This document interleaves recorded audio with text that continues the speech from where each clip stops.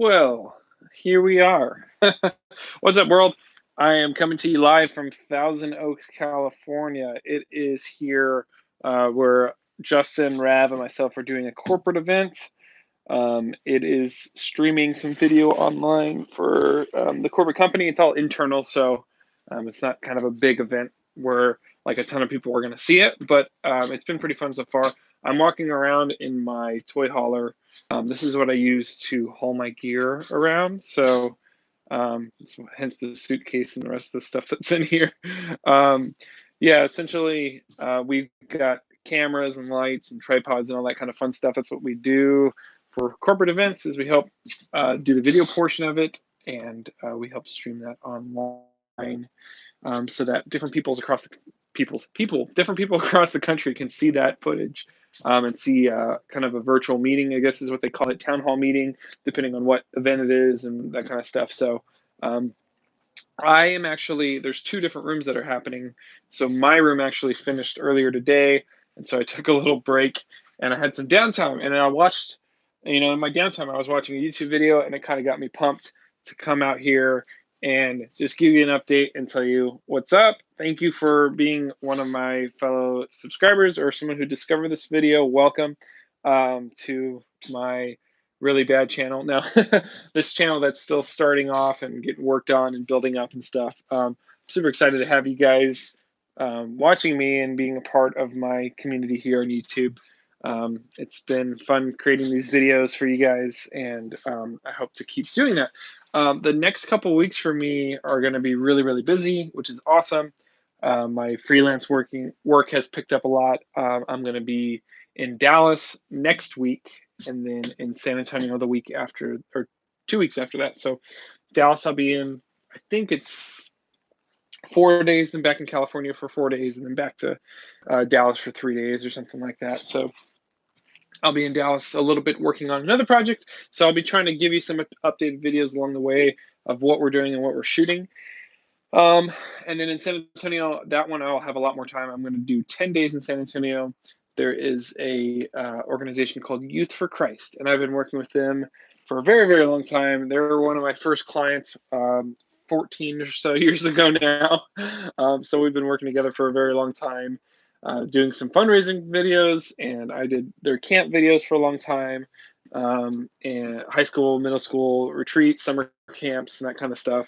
A long time ago. And so now that I've kind of grown up, I still come back or try to once a year and help do some fundraising for them. And I do that event at like a fourth, if not like eighth of the price that I usually charge corporate clients, because they're nonprofit and they're a nonprofit that I believe in. And so I give them a substantial discount, but I also like going out there and being with them and seeing where I grew up, meeting up with my brother and stuff. So it's kind of a win-win for everybody, which is great. So yeah, so I wanted to kind of also see, I want to poke my head out and just show you my truck and trailer all hooked up. I know some of you came from Rav's wonderful RV channel. So thanks for being great fellow subscribers to him. And I guess some of you subscribe with me, which is awesome too. Appreciate you guys. But yeah, I just wanted to give you kind of a tour of my rig here and how I have it set up. And I'm going to flip the camera around now. You can kind of see that I have a bunch of gear back here. So I might even do a little gear show and tell of what I have going on right now. Actually, the majority of the stuff is inside still because the team, Rav and Justin, are working in a room still. They're doing their thing. And what time is it? It is 4:45. They should be done any minute now. They're supposed to text me or call me, let me know what's up. And I'll probably go see those guys, take some photos, and do some BTS stuff at another point with that stuff. So anyways, let me take like 2 minutes and show you this rig real quick. So let's see, I'm going to flip the camera around here. Try not to die off this giant step. And here we are. Here's my truck, trailer. Now this is a toy hauler. That's the where I just came out of, obviously. And I guess I'll start at the front. This is a Ram EcoDiesel 1500. It's a sweet truck. I love it. It gets about 14 or so miles to the gallon when pulling the trailer. And without the trailer on the highway, it gets 18 to 28 actually, which is amazing. I have a little generator. I usually keep it locked. Right now I actually turn it on because the battery's dead. And so I used to have a bigger 7,000 watt Ginny, but I just sold it and I downgraded to this Honda because this Honda is extremely quiet and it's awesome. Got myself a little propane tank set up here. It's actually a dual thing. I really don't like this case. It's obviously falling apart and that battery just keeps dying on me, but it's also because I don't have solar and that kind of stuff. So anyways, hot water there. This toy hauler is 16 feet by about 8 feet. In the middle, you lose some space because of, the wheel wells and that kind of stuff inside. So it's like 7.5 feet, I would say. What else? The whole back folds down, which is the best part. So if you look at the trailer, both of those unhitch, the back folds down, and I actually have some carts that we push in, and we'll fit them 1, 2, 3 at the very back and just strap them in against the back wall, which is pretty cool. And that makes that super easy, super convenient. And there is a step, you pull it out and fold it out, but I'm not going to show you that. Let's see. Suitcase is in the way here. I'm my little glam situation and some burners here. I actually don't use them that often because I'm not a full-time RVer. Microwave oven, which is pretty rad. Just a cooler down below. Basic storage. Cool thing a lot of people don't realize because it's a toy hauler is there is a toilet and a shower in here. I'm going to shut this so I'm not getting gawked at. Is that the right term? By the regular employees here. So anyways, pretty small shower, but it does the trick. I think I have 50 gallon clean water and 35 gray and 25 black or something like that. So pretty small tanks, but again, I'm not full-time in it. I just use it. So like if I do a trip that's 2 hours away from home or more, I'll try to take the rig out when I can. In this particular case, they were super kind to us and they hooked us up with some hotels. So all 3 of us got our own hotels. Actually, we have a 4th person, Russ, who's our sound guy. And so he's got his own hotel, clients and all that. So it makes it nice. There are times where I have slept out of this guy for projects, and that's I'm kind of in nap mode right now. Let me turn this around here, and that's just a sleeping bag and a little mattress pad. But the cool thing, this whole thing rises up to the ceiling pretty much, and these are half jack beds. So honestly, I've had mixed feelings about these half jack beds for 2 reasons. One, at first at least, they weren't very high, so I had to make some adjustments, which I'll talk about in a minute. And the second reason is this whole system. Originally, I guess there wasn't this support bar at the bottom. I know it's kind of hard to see. It was just the support bar was on the bench back, which when you fold it down is good for when you're sleeping, but most of the time I just have it like this. So people sat on it, and eventually one of the 2 seats kind of fell off or whatever, dripped on it, and we had to redo that and rebuild that. So that was kind of frustrating. So yeah, but besides those 2 things, I really like that both sets of benches can raise up into the ceiling and give us all the cargo space, which is great. So that's kind of what all this junk down here is for. No, it's not junk, but yeah, I'm also packing bags for Texas because there's certain gear that needs to go with me. And so I'm working on that and building that out. So what else can I tell you? So yeah, that's pretty much it for the tour. I was just going to talk a little bit more about what's happening with me and what's next. I'm still finding my voice on YouTube and figuring out how to be more consistent and have a posting schedule. But I feel like every time I post a video, I want to make sure that it's intentional and that it's not just random. And I watch a lot of great YouTubers that I'm inspired by, and I enjoy their channels. But I feel like I don't know if I'm just not assured yet in my ideas and what I do. But every time I come up with or not every time, but a lot of the times when I come up with a concept or idea for a video and I want to produce it, I have a long list of over 50 videos that I want to eventually end up doing.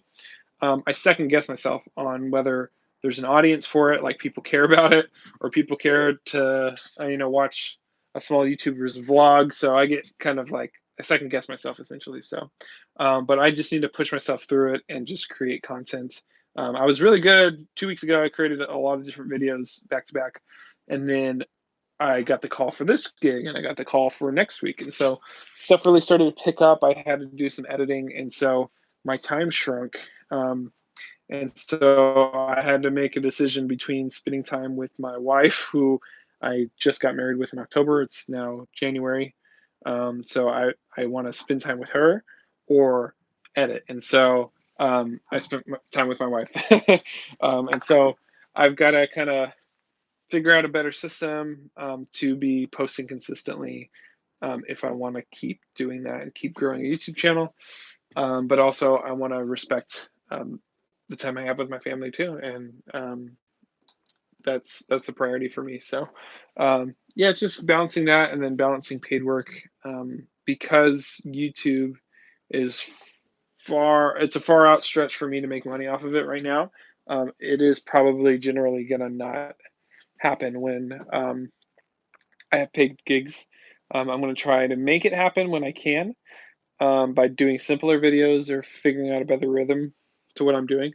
But most of the time, it's not going to happen. So I wonder if if the sound's coming from here. I guess I'll figure it out later.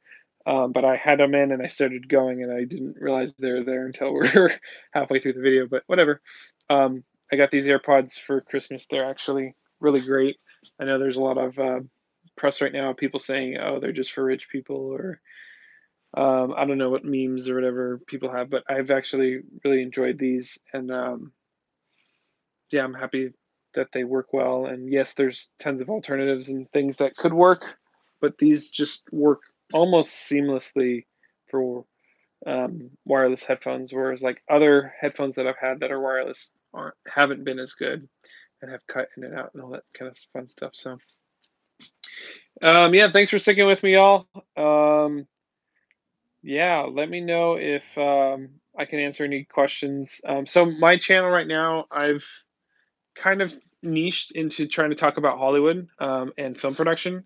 Of course, there's a lot of people doing that, but I think the thing that sets me apart from a lot of other filmmakers on YouTube is the thought and the fact that I work regularly in Hollywood. So I have the big budget thing in mind, and I understand at least parts of how that all comes together, whereas a lot of other YouTubers, they're kind of self-taught, or they are used to doing YouTube by themselves or maybe in a small team, right? So that type of filmmaking is completely different than big Hollywood production where there's 100 to 150 people on set. And so there are a lot of things that we could take from the big budget shows, like tricks and tips and tools and things that they do on a regular basis, and hopefully I could help be that bridge to that knowledge and that insight on how that all works, um, and how all that comes together, and keep finding more and more ways to break down the Hollywood, um, what would you call it? I mean, ecosystem, and essentially applying that to what a lot of people are calling the new Hollywood, which is YouTube. And I would completely agree with that. There's just so many good things happening on the YouTube platform, and I've been kind of following it for 2 years now, where I've been wanting to start YouTube and wasn't sure. So about a year ago, I went ahead and dove in, and so that's why I keep telling you guys I'm still finding my voice and figuring that out. But hopefully, eventually, I'll figure out a good rhythm on releasing videos and what kind of videos I'm doing. I've kind of scapegoated into this live video format every once in a while when I'm like, hey, I haven't posted in a while. I should probably do something because most projects, I think editing is the hardest part, or the thing that takes me the longest, or is the most dreadful part of the whole process. Like at first, it was like getting in front of the camera, but now I'm getting more and more comfortable and I don't care so much. But editing still takes tons of time, and I have to be in front of a computer and focused on something. Where as like a live video like this. It takes 20 minutes or whatever. Just add 20% of time on the front end or the back end to do a live stream, and that's it, man. So um, I'll I'll probably still do live videos every now and then, but I'm gonna try hard not to have only live videos. I also need to figure out ways to do searchable content and also content where I can find new subscribers, and so that's another thing I'm going to be targeting and trying to do more of. In and always keeping in mind the things I learned from Hollywood and applying that to what we do. So, or what I do at least. So, yeah, thanks for coming along with me. And thanks for watching this 17, 16-minute long live stream. It's hopefully it's exciting for you. I always want to, when I do these live streams and I watch them a second time, or when I watch them and then I watch them a second time or whatever I do, I tend to essentially like try to fill the time and be consistently talking. So I don't know if that's a good thing or a bad thing. I guess it could be good in the sense that I want to make sure it's interesting and there's always good things that I'm saying. But it could be bad because there might be like something visually interesting that I could do and I don't have to necessarily annoy you with my voice the whole time. Yeah, just random thoughts from a filmmaker. Want to be a YouTuber. I don't know if I call myself a YouTuber yet. I think once I get to like 1,000 legitimate subscribers, then I would call myself a YouTuber. But until that point, Noah Sargent signing out. Just regular old